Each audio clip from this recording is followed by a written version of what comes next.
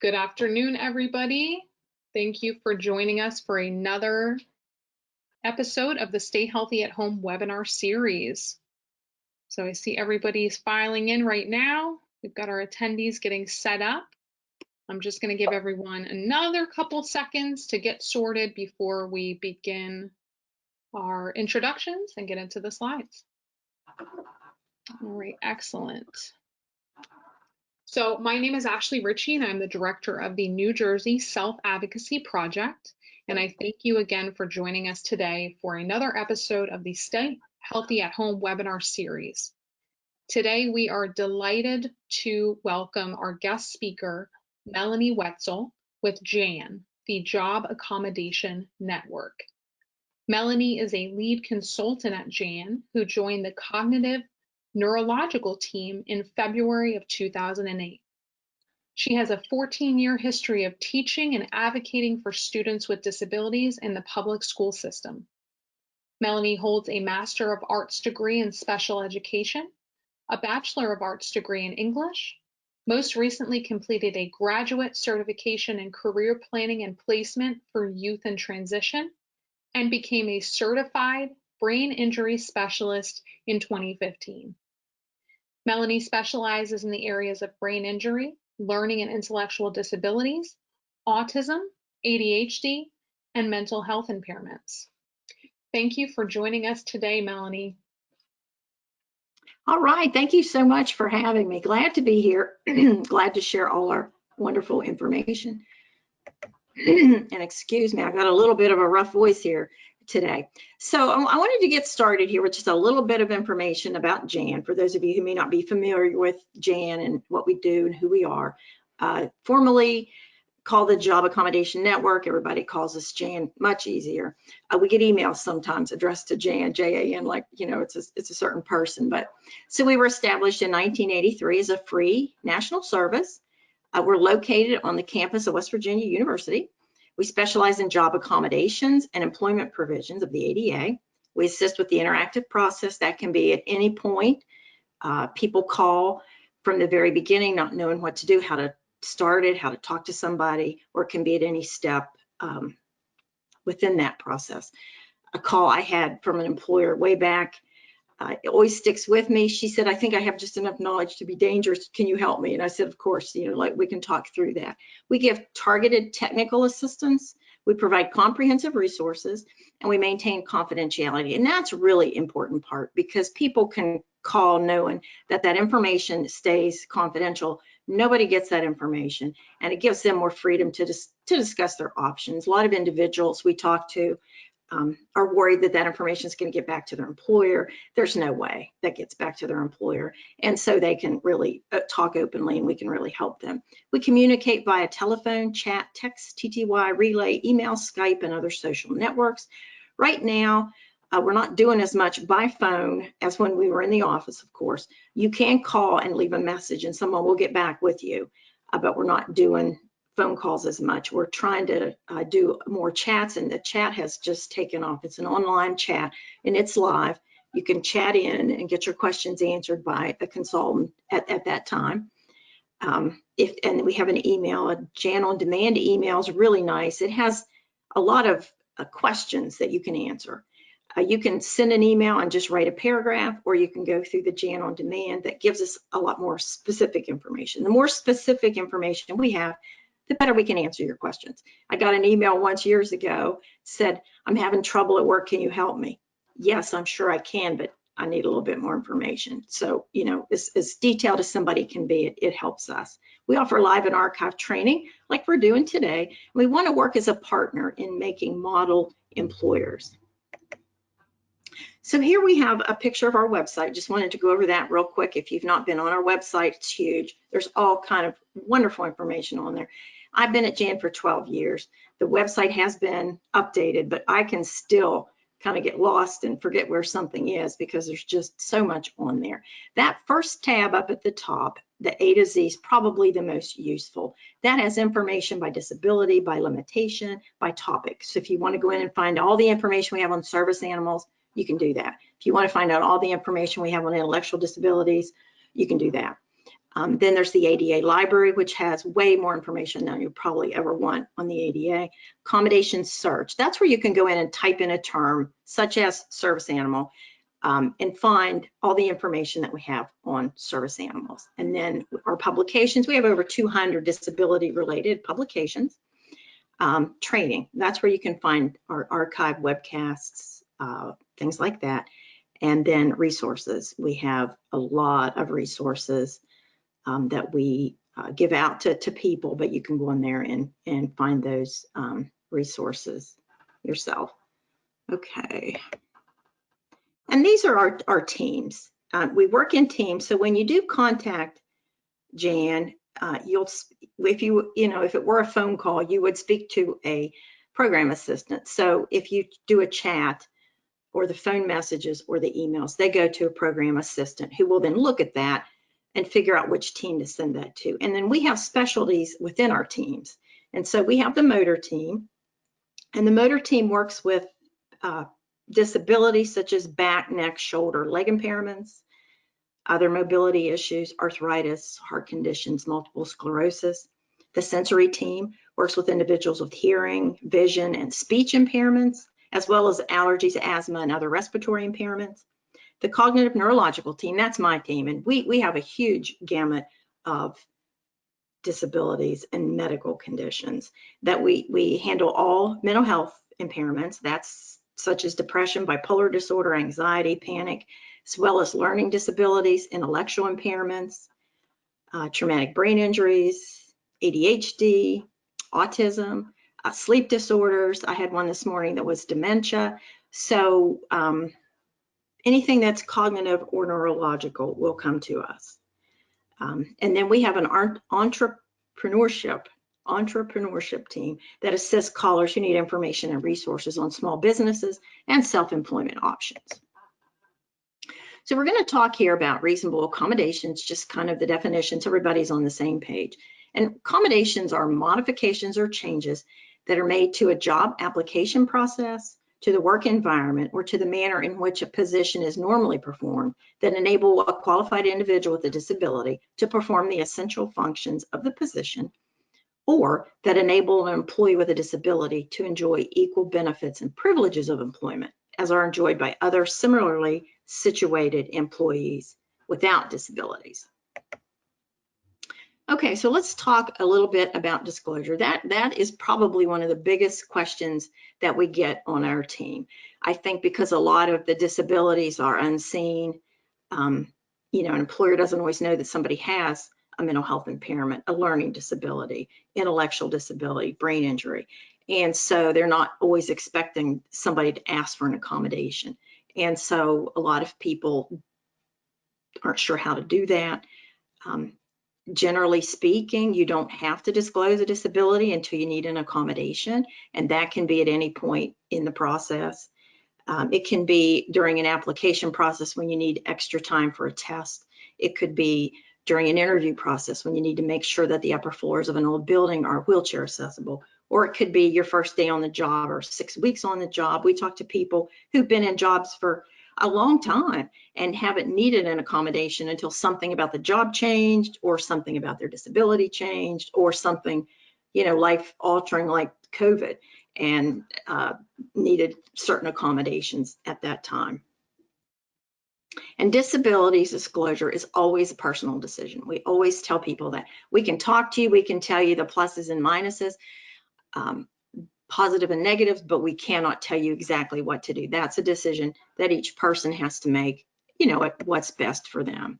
So disclosure, again, is when you give out specific personal information about your disability. It's important to provide the nature of the disability, the limitations, or how the disability affects the capacity to learn effectively or perform the job effectively, and accommodations you'll need in order to do the job. And sometimes people don't know exactly what accommodations they need, and that's okay. Sometimes they do. Sometimes they know what worked in a previous job, or they know what worked well in school, and it's always a good idea to present those and talk about those. If an employer knows that something has worked in the past, they're a lot more willing to use those accommodations or provide those things in the present. Okay, so why disclose? There are three main reasons why people disclose a disability. The first one is to ask for job accommodations. And we're going to talk about that pretty much in detail. I have a lot of situations and solutions that are coming up, and we take these from our calls, our emails, our actual cases. And so these examples are all real examples that we have worked on with real people. Okay, so the second reason to disclose is to receive benefits or privileges of employment, so that employees with disabilities can enjoy those same benefits that other people enjoy. And some of the benefits and privileges of employment include, but not limited to, employer-sponsored trainings, services, such as employer assistance programs or EAPs, credit unions, cafeterias, gymnasiums, auditoriums, transportation, and then parties or other social functions, such as a retirement party or a company picnic.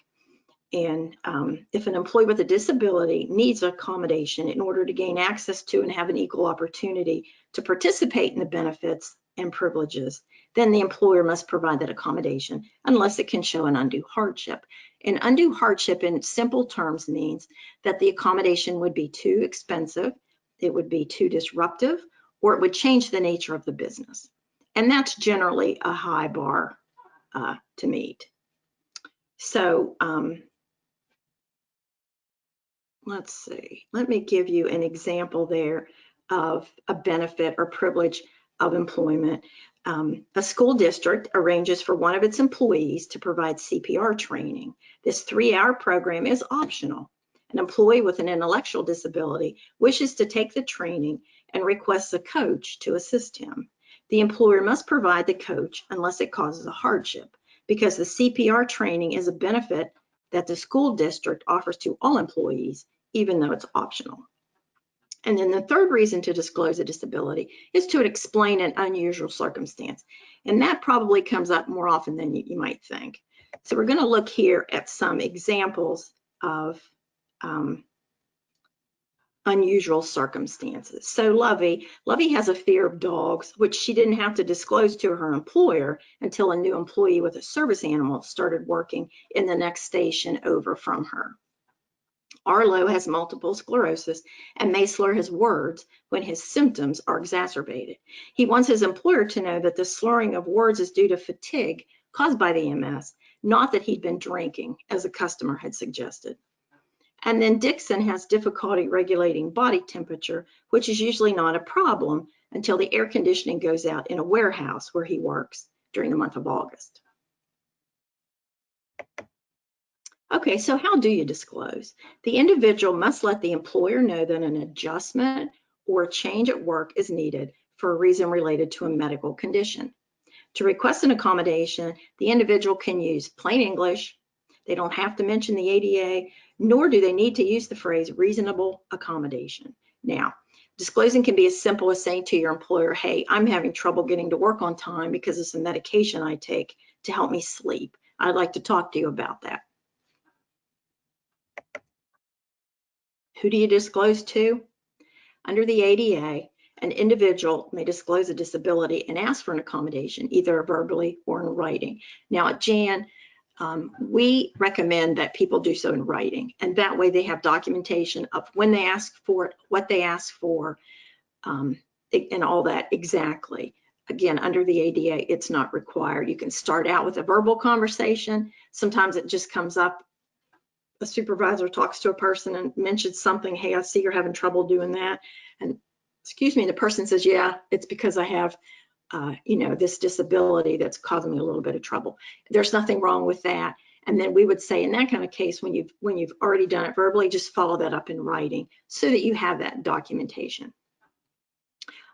People can disclose to their employer, their supervisor or manager, staff member, HR representative, or other appropriate person. And we would say you might want to find that out, who would be the appropriate person. HR, there's going to be a person in HR that's probably always going to be an appropriate person. You can talk to your supervisor.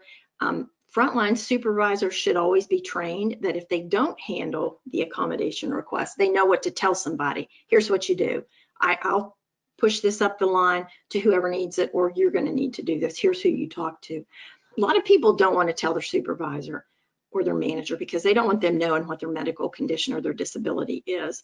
And that information is highly confidential, and only people who need to know that information have access to that information. It's supposed to be kept, the documentation is supposed to be kept in a locked file that's separate from your HR folder, so that like an HR clerk or somebody can't just get in your file for some other reason and see, oh, wow, this person has an intellectual disability. We didn't know that. So it keeps that information confidential. And the supervisor doesn't need to know that. What the supervisor does need to know is what those limitations may be so that they can help with the accommodations, because they should be involved in the accommodation process. For example, if somebody has difficulty with memory, I have a difficulty remembering the steps to run in this certain piece of equipment. Can I get a laminated checklist so that I can have reminders of what to do? That's what's more important than the actual disability. Okay, so documenting a disability, when the disability is not obvious or when the need for the accommodation is not obvious, an employer can require that the employee provide written documentation. So when documenting a disability, you want the information about the diagnosed impairment, the major life activity that is substantially limited by the impairment, and that's part of the definition of disability. Disability is a mental or physical impairment that substantially limits one or more major life activities. And so if you can put that major life activity, it just makes it a lot more easy for the employer to understand. And those major life activities include things such as caring for oneself, performing manual tasks, seeing, hearing, eating, sleeping, walking, standing, lifting, bending, speaking, breathing, learning, reading, concentrating, thinking, communicating, and working. And then also major bodily functions, including but not limited to functions of the immune system, normal cell growth. Before the ADA Amendments Act, cancer wasn't really covered, so now normal cell growth is. Cancer is not normal cell growth, so it's covered under the ADA. Digestive, bowel, bladder, neurological, brain, respiratory, circulatory, endocrine, and reproductive functions.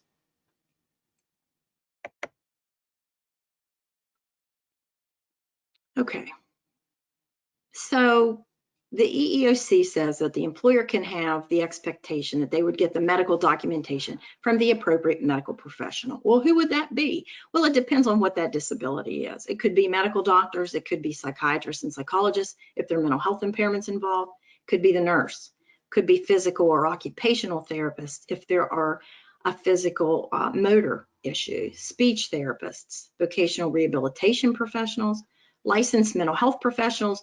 Normally don't diagnose a disability, but they can spend a lot of time with a person, and they might have a really good idea of how that disability affects the person and what type of accommodations they might need.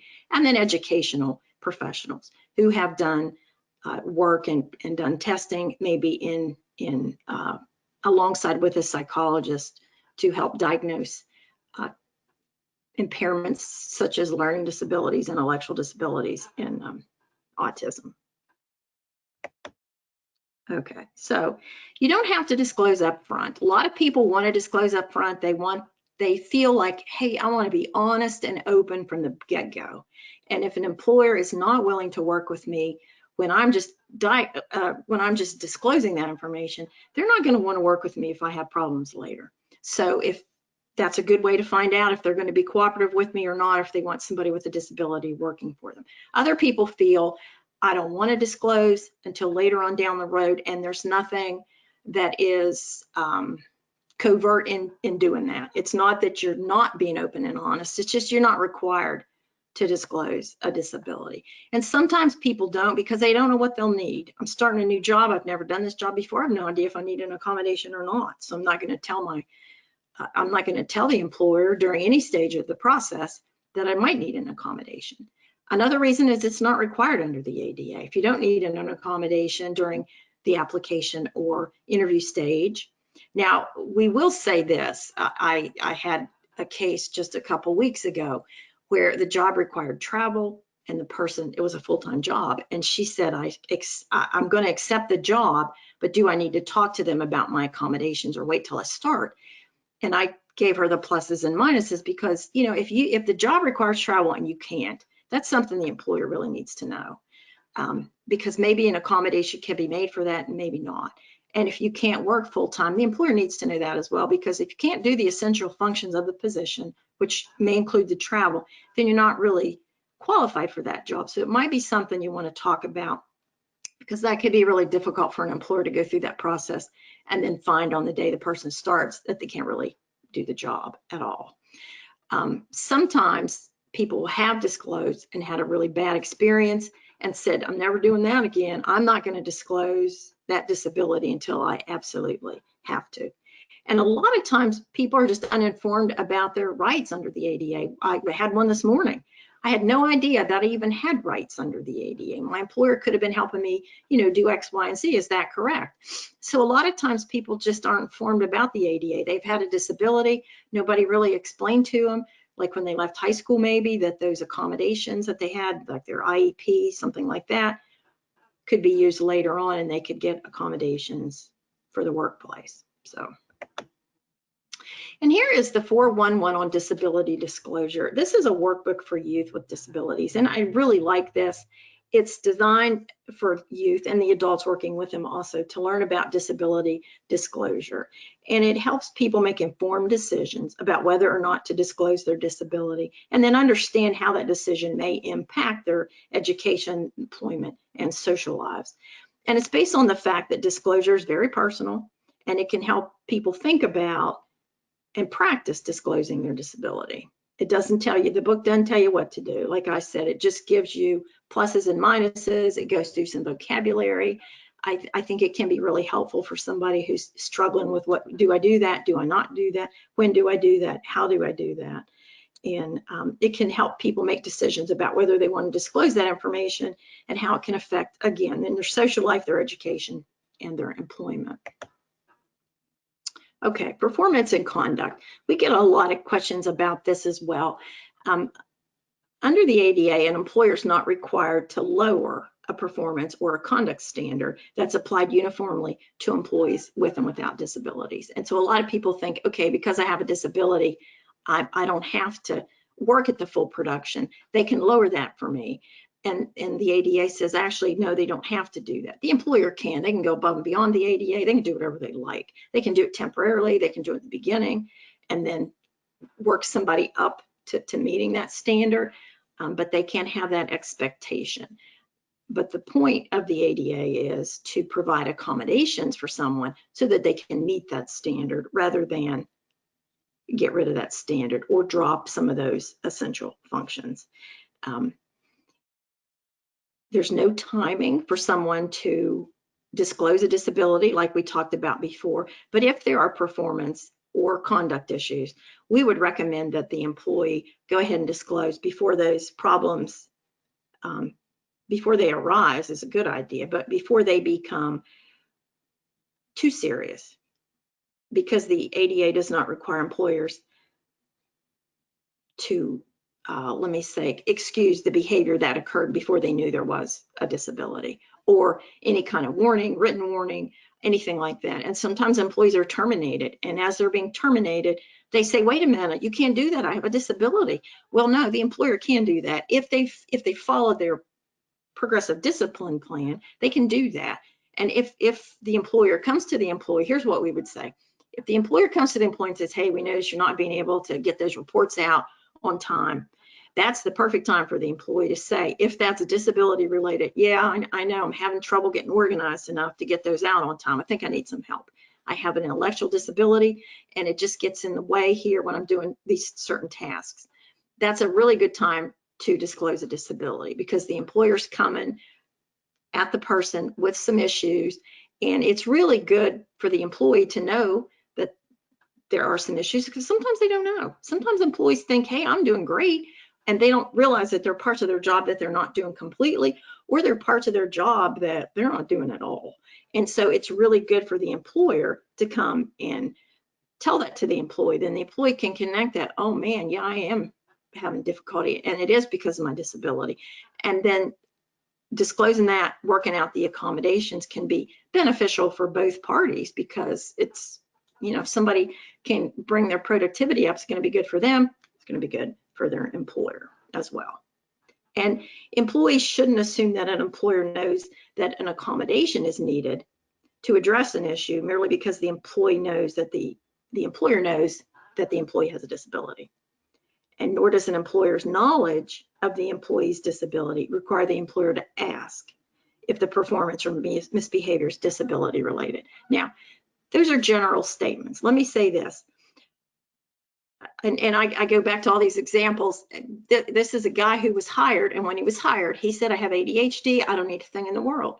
Okay, so they said, fine, do you need any accommodation? No, okay. So he starts being late for work, and they talk to him about it, and they write him up. He gets to like the second or third write-up, and he says, wait a minute, I told you I had ADHD, and you can't do this. And they said, well, we asked you if you needed anything, and you told us no. And every time we've talked about it, you've said no. So I think he expected the employer to just automatically say, oh, okay, you have ADHD, you can't get to work on time, we'll just excuse that. Well, the employer didn't have to do that. And then also, when I made the general statement that an employer doesn't have to ask if a performance or misbehavior is related to a disability, that's true in a general sense, but if an employee has an intellectual disability, it is up to the employer. Autism with intellectual impairments, you know, it's up to the employer to discuss that with the employee. Like I said before, sometimes employees don't know that they're not doing part of their job. They don't understand the whole scope, maybe. They don't understand where their performance is, and so they need that help with knowing that they're not doing the job correctly or they're not doing the job fully. And it really does help if the employer comes and says, okay, you know, here's what's going on, you haven't been able to do this, how do we help you? Let's talk about some ways that we can help you. Okay, here we have a performance example, and this is a janitorial employee who had difficulty organizing her supplies and remembering what to do differently in different areas.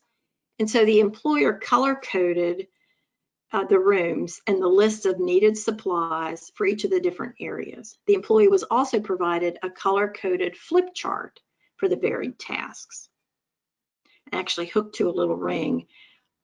We find a lot of times people have these things that help them, and then they can't keep track of them. And so this particular one was, I couldn't find an exact picture of that, but it was kept like on a ring on the cart, the janitorial cart. So they always had it with them there, so they had no excuse not to be using it.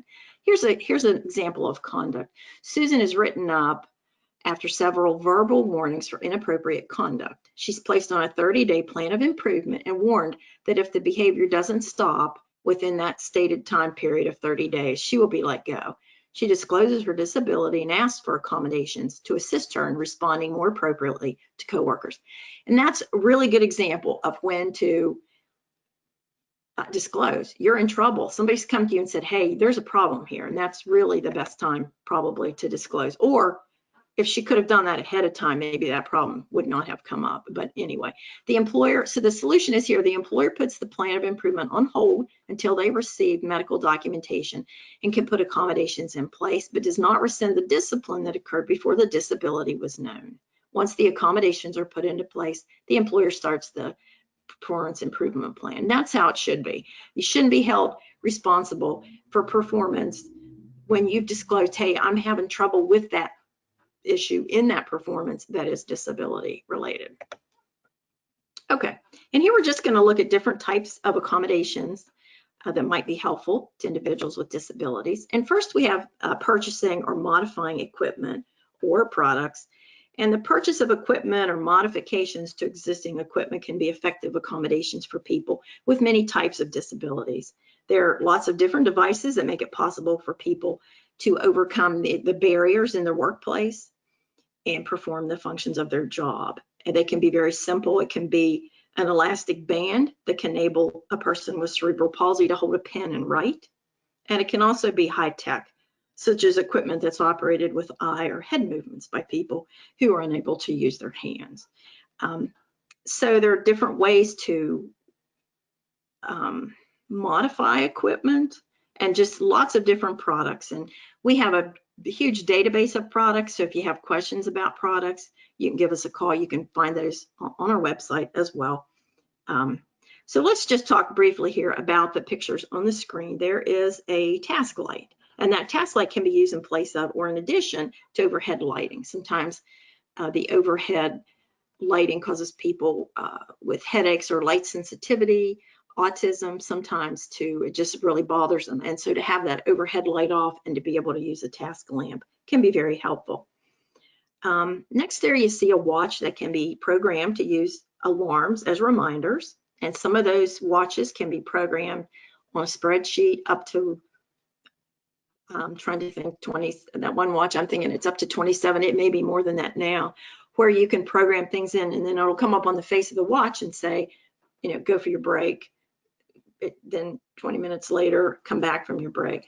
Give you those kind of notices where it actually spells out what you need to be doing. And they can alarm or they can vibrate. The next picture, there's a smart pen. This pen uses specialized paper to write on and then records the meeting or the conversation at the same time that the individual's taking the notes.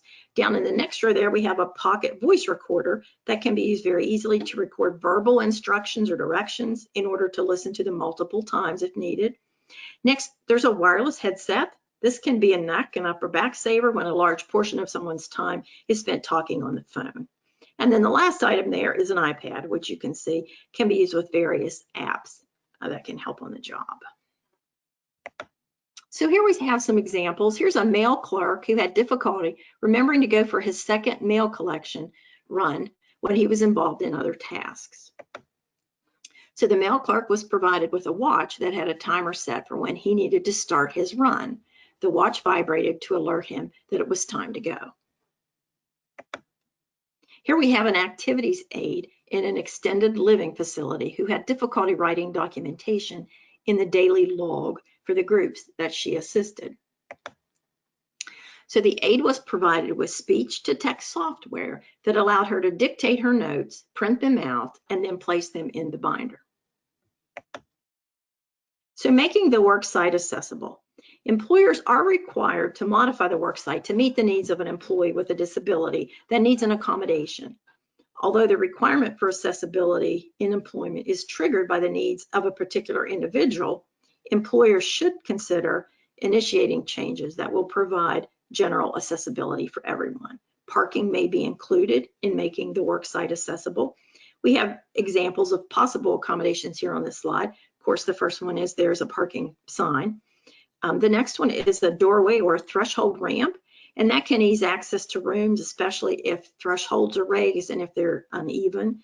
And then we also have a picture of an automatic door opener that can be helpful for those who are unable to open traditional doors. So here we have an example. Sally is having increasing difficulty with slipping and falling while getting off or on and off her scooter at various points, including the restroom, lunchroom, and the mailroom. So Sally's employer provided anti-skid rubber floor mats at the various locations where she gets off and on her scooter to help avoid falls. In this example, we have a parts sorter in a distribution center who had difficulty standing for his shift with only a 30-minute lunch and a short afternoon break. His work became sloppy in the afternoons due to his fatigue. So the employee here was provided with both an anti-fatigue mat to help his back and legs with all the standing that he had to do, and then a stand lean stool. And it allowed him the ability to work in an upright position while his weight rested on the padded seat. And it gives the illusion almost that someone is standing. So that can be very helpful, especially in jobs where the employer doesn't want somebody to look like they're sitting. Sometimes I don't understand that. What does it matter if the person's standing or sitting? But it's something about we don't want them to look like they're sitting. And so that stool can be very helpful because it does make the person look like they're pretty much standing. Okay, so job restructuring, that's another type of an accommodation, and it can involve reallocating or redistributing marginal functions of a job. Although an employer is not required to reallocate essential job functions, it may be an accommodation to modify the essential functions of a job by changing when or how they're done. So let's look at some examples here. Here we have an employee with seizures who is a member of a cleaning crew, and he's restricted from working on a ladder. He can perform all of the functions of his job except for the task of maintaining the overhead lighting fixtures. Oh, wait a minute, got overzealous there. Okay, all right. So the solution here, the job tasks of a second crew member include cleaning a small kitchen in the employee's lounge, which is a task the first crew member can perform. So the employer switched those two specific tasks performed by the two crew members. Easy accommodation, didn't cost a penny. Here we have an employer that required all employees to work overtime. So an employee with Down syndrome asked to be excused from overtime because of fatigue and exacerbation of symptoms. Well, the employer denied the request, stating that overtime is an essential function. But wait, the process shouldn't stop there. The interactive process would need to continue so that the employer could find out what other ideas might work to help with the employee's fatigue, such as rescheduling breaks, maybe one of those lean stand stools, or maybe some type of ergonomic equipment that may help. Okay, so here we have accommodations of modifying a schedule or allowing leave time. And these are probably most of the most common accommodations that we see. Modified schedule is huge. Sometimes that can be done the following day. Sometimes it's not as easy depending on what the person's job is. But an employer should consider modifying a work schedule as an accommodation. Modified work schedules may include flexibility in work hours, including the arrival and departure times, lunch and break schedules, the structure of the work week, or part-time work. Flexible leave policies should also be considered as reasonable accommodations when employees require time off of work because of their disability. An employer is not required to provide additional paid leave as an accommodation, but should consider allowing the use of accrued leave, advanced leave, or even leave without pay. So here we have an example. A job coach called Jan advocating for an applicant with a disability. A job offer had been made, but the schedule included unpredictable days and times. The applicant relied on public transportation to commute. So a consultant at Jan suggested asking for a schedule modification, specifically one that was consistent. This accommodation enabled the new hire to use the bus system to get to work on time. A lot of times employers don't even think about that. People ride in buses, people ride in public transportation.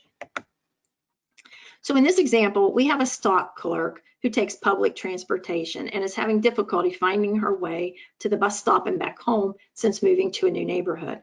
She's been late to work, and the extension of her hours due to the winter holidays has compounded the problem of finding her way home now that it's dark earlier. And so the employer modified the employee's hours temporarily for 2 weeks. She was given a flexible starting time and an earlier release so that she'd be able to get home during daylight hours to find her way in her new surroundings.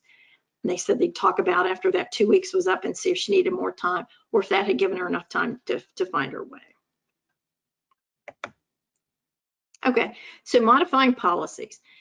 Under the ADA, an employer can modify a policy for someone with a disability that they don't modify for someone else. And while employers are free to set policies, there are some policies that may need to be changed for an employee. Some examples of those policies might be a dress code, rules about eating or drinking at a workstation, attendance policies, and rules about animals in the workplace. And again, the employer can modify that policy for someone with a disability that they don't change for anyone else. So here we have a newly hired dog groomer at a large pet store felt she could perform the essential functions of the job with no problems. The employer's policy only allowed a limited time for training. Due to some short-term memory deficits, the employee had difficulty moving through the modules at the pace the employer had scheduled. So she talked to the employer. She was accommodated with extended training and a more relaxed schedule for completion of the training. She was provided extra time with the trainer, as well as materials to take home to study, and then an overall extended time frame for the completion of the entire module. Here we have an employee who had difficulty with time management skills, asked to use his phone and the apps that he was accustomed to in order to help him stay on task. And here's the thing, you know, a lot of people have come up with ideas and strategies that work for them, and they know they're going to work, and then they get in a job possibly where, hey, you can't use your phone. That's a rule on the premises. You can't use your phone for personal reasons, only like at lunchtime or something. And so the employer modified their no cell phone use policy and allowed just this one employee to use the apps that would assist him in getting his work done in a timely manner. So here we have a section on providing readers, interpreters, and coaches, and other services as well. So providing a reader for someone with reading and print difficulties can be considered an accommodation, depending on the extent of the reading that would be required. The reader must read well enough to enable the employee to perform his or her job effectively. Oftentimes, a reader is used in testing situations. I think that's probably what we hear about the most. An employer may also be required to provide interpreters if an individual with a disability is otherwise qualified to perform the essential job functions. The employer's basic obligation to provide an accommodation that will enable the person to perform those functions.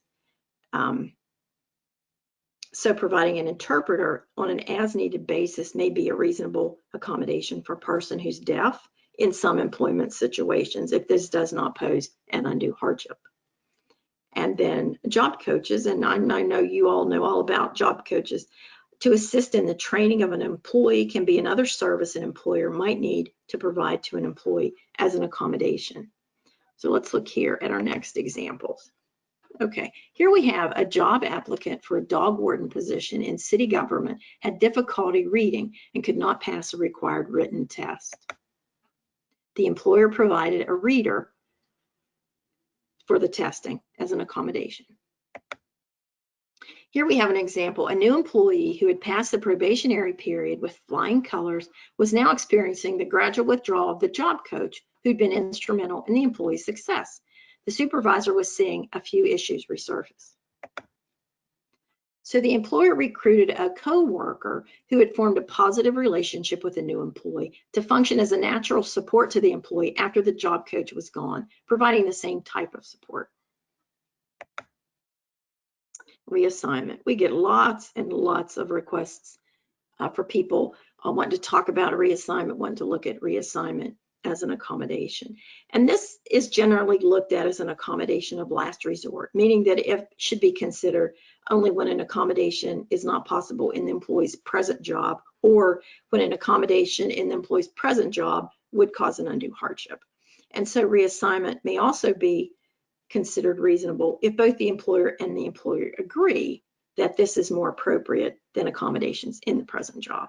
And so we see that too. They both agree that, hey, they cannot do this job. The employer sees it, the employee sees it, and it's like, hey, let's just look about moving you to a position where you can perform the functions. So what this means is that the employer looks at the open positions that the employee is qualified for. An employer does not have to create a position, nor do they have to bump someone else out of their position. The position should be as close as possible to the current one in terms of status and pay. But if that's not possible, the employer may consider lower positions. We get that question a lot. Sometimes somebody's not able to do the position they're in, and they're not going to be able to do an equivalent one either because of the tasks that are involved. So they really need to go to a lower position. But you know, nobody wants to go down to a lower position when it's going to affect their pay.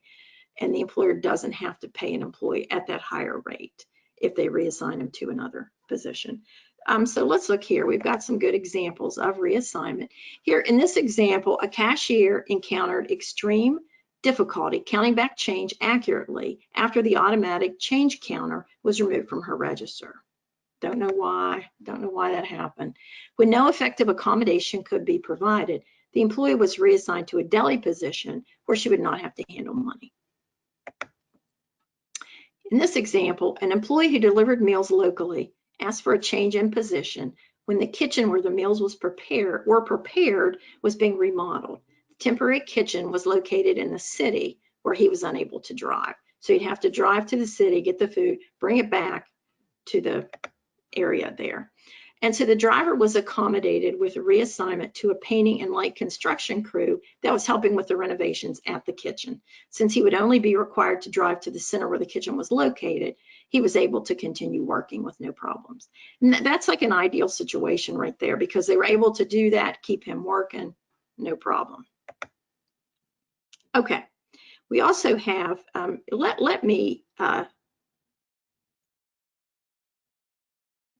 I have some additional accommodation. I was going to say something else and I lost my train of thought. I apologize for that. Happens occasionally. So these are just some additional accommodation examples that fit under different categories, but they're just too good not to talk about.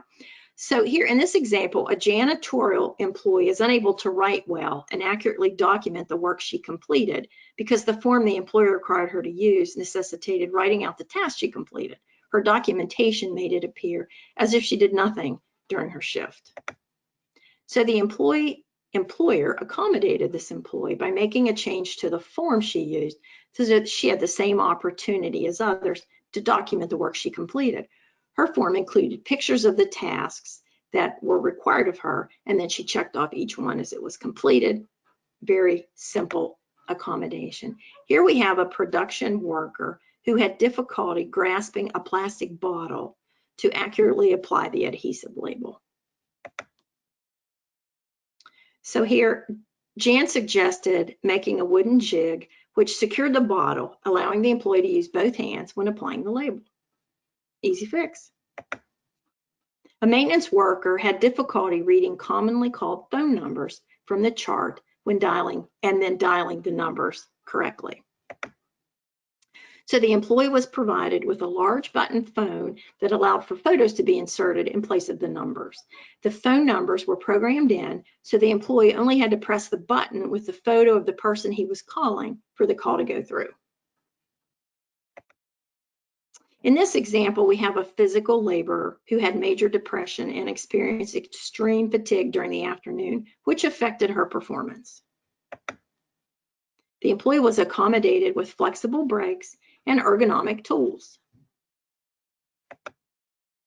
Here we have an employee with epilepsy who began having seizures and was undergoing medical treatment. Her doctor stated that she was safe to work if precautions were put into place.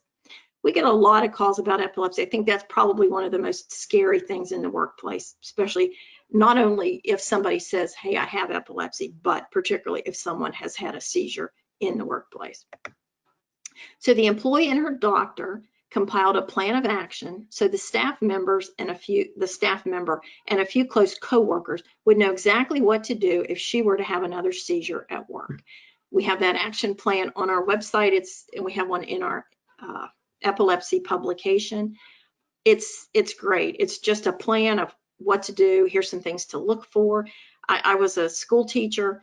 I taught elementary and I taught high school, both. And I know that having a plan in case of a fire drill was really important, because when that fire drill rang, and you knew when it was going to be a practice, and that was okay. But when it rang and it wasn't a practice, you needed to know exactly what to do and how to get those kids to safety. And I think of it the same way, that an employer, if they have that action plan, they know what to look for, they know exactly what to do. Sometimes an employee will say, well, no, you don't need to call 911. I don't need to go to the hospital, when actually maybe they do. And so that plan of action gives the employer the information from the doctor, and then they feel safer because they can rely on that medical documentation as to what to do, rather than just relying on what the employee has told them. Here in this example, we have an electrician's helper with memory problems who needed to listen to and follow multi-step directions given orally. He had difficulty taking effective notes and then remembering the information he heard verbally. So he was provided with an iPad with apps that would record the directions. This enabled him to listen to the directions as many times as he needed. He could go back step by step and listen to those directions. Okay. Do we have any questions? Be happy to answer those. Thank you. Yes, we do have a question. Jacqueline asked, when a business makes a purchase to accommodate an individual, is there an incentive for the business? Will the business get a tax write-off for the purchase? Maybe. That's a little complicated, but yes, there are certain types of tax breaks. Yes. There are also agencies that help fund the accommodations, so the employers can look at that as well. Each state has an assistive technology project where people can get accommodations, certain technical assistive technology, let me say that, excuse me, and try it out, see if it works. They can get that with discounts. They can get that with loans. Vocational rehabilitation can also help, and they have the money sometimes, depending on different factors. I'm not exactly sure what those are, but I know some states that I've talked to people are able, they must have a lot more funding, able to provide accommodations for individuals. So there are a lot of different options there. And if there's a specific question about that, I can, send me an email or give us a call, and I can send you that information that would be more specific. Excellent. That sounds great. And there's a couple more questions coming in right now. Okay, good. Will an employee who works in the federal government request accommodations due to disability? This person says, from what they learned, the federal government is exempt from the ADA. Is this true? No. Now, here's how it works. The federal government is covered by the Rehabilitation Act, which is identical to the ADA. It's a little different in public employment and then federal and state employment. No, they are not exempt. Absolutely not. They still look at disability. They still look at accommodations. They're supposed to be the model employer for people with disabilities, and should probably have a much larger, depending on the agency, I guess, a much larger budget to provide accommodations for someone. And like I said before, not all accommodations are expensive. A lot of them are just simple things that can be done in the environment or the schedule to help someone.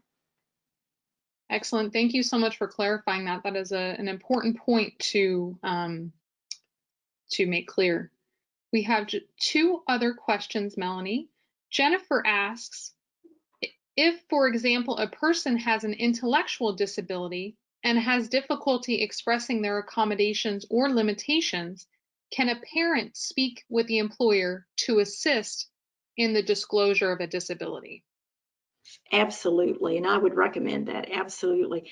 We have an article on two articles that I wrote on our website about a support person. I truly believe that a support person can be so helpful for people with intellectual disabilities, people who have maybe more severe mental health impairments, where they get really anxious or nervous. Having a meeting with an employer can be intimidating for all of us. Sometimes it's a meeting with 2 or 3 company people, and then the little person sitting there by themselves across the table and doesn't know what to say, doesn't know what to do. And so absolutely, I think it's a great idea. A lot of times we will hear that employers will say, well, no, we can't allow anybody else in the meeting because it's confidential. Well, I don't buy that, first of all, because what's confidential? Is it the employer information is confidential, or is it the employee's information? Because, ADA information is confidential. But if the employee is okay with his parents or his brother or whoever wanting to come in the meeting and help, then he has the right to say, I waive my confidentiality, because if it's his parents, they know what his disability is. They know what can help him. And I think that would be the best source of information and could be really helpful for everybody involved if they had an open meeting like that. Absolutely. I would say you would want to write a letter, just a little note, email, whatever, and ask for that as an accommodation and not just show up to the meeting, because that probably could throw somebody. But you could say, due to my son's intellectual disability, I think it would be really helpful for me to be involved in the meeting, because under the ADA, anyone can ask for accommodations for someone else. It doesn't have to be the person. I mean, I can ask for my husband, I could ask for my son, I could ask for my mom, I could ask for my neighbor. In fact, earlier I was going to mention this. I had a call here not too long ago. It was an older woman who was calling for her neighbor. He had an intellectual disability, and she didn't feel he was getting a fair shake at work, so she was calling to find out so that she could help coach him in what to do. And I thought, that is so cool, that she's looking out for him. She can help ask accommodations for him. It doesn't have to be the person themselves. That is great to know. It should really be about who is able to best support the person in making that request or feel supported and advocating for themselves at that meeting. Exactly, and who has the best information. And that's basically, to me, the employer, the way the employer can get the most complete information should be the way they would want to go. Yeah, absolutely. And Melanie, we have one last question. A lot of thank yous rolling in. That is so nice. Everybody's good. Well, you're Uh, welcome. Thank you for having me. And Melanie, just it looks like one last question. Other than the supervisor, who else on the job should have access to the action plan? Well, that's a really good question, because if someone has epilepsy, or they could have an action plan too. I mean, we've seen it for somebody who has maybe an allergy, peanut allergy or something, where if they are exposed to that, they could, go in anaphylactic shock, and it could be a really serious situation. Also for someone with a mental health impairment who may have a breakdown or go into some kind of a state where they can't really respond. And so it's really limited. That information is really limited, but it needs to be somebody probably besides a supervisor. What if the supervisor's not there? Supervisor's on vacation, supervisor's off for training. Somebody else needs to be aware of that. That's something I think is good to discuss with the employee and say, here's what we want to do. Here's why we're asking you. Let's talk about a plan of who else might need to know this information. And depending on what type of seizure they may have, does it need to be somebody that's going to be in close proximity with them all the time? And so that they could work out between a coworker and a supervisor that one of those people is, generally going to be there all the time. Excellent. And on that note, someone else asked if a member of a person's educational support team might also be an appropriate person to attend a meeting like that. Yes, absolutely. Mm-hmm. I think any person who has knowledge about the person and their disability, maybe what works best, what accommodations will help, any information like that is going to be most helpful in a meeting. So yes, absolutely. Excellent. And again, so many thank yous coming in, Melanie. Oh, great. Everybody really appreciates this information. This was fantastic, and we thank you again for joining us. It was a lot of information. I wanted to make sure I got through it. So I know it's probably like that expression, get hit with a fire hose, but and if people have questions later on, that happens to me, and driving home tonight, you'll think, oh, wait, I should have asked that question. Get on our website, email, you can call and ask for, leave a message and say, hey, I was on the webinar. I'd like for Melanie to give me a call back. Or you can get on a chat. I'm not on the chat all the time, so you may not get me, but you could get another of my team members and they can answer your questions as well. Excellent. Well, thank you all for joining us, and a big thanks to Melanie from Jan for presenting today.